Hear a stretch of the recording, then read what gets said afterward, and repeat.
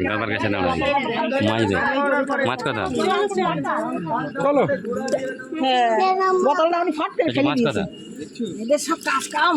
যাবিস না দাদা চলো কিছু মাছ আছে রে এইখানে সামনে জোরে কাগজটা কম ফুটে গেছে দেখছো দেখে পা স্লিপ হবে ভালো করে না বোতলটা কি রাখবো না চল একটা মাছ দিলে হ্যাঁ বাবু দেখ ওই দেখ কি দেখছি কি বলতে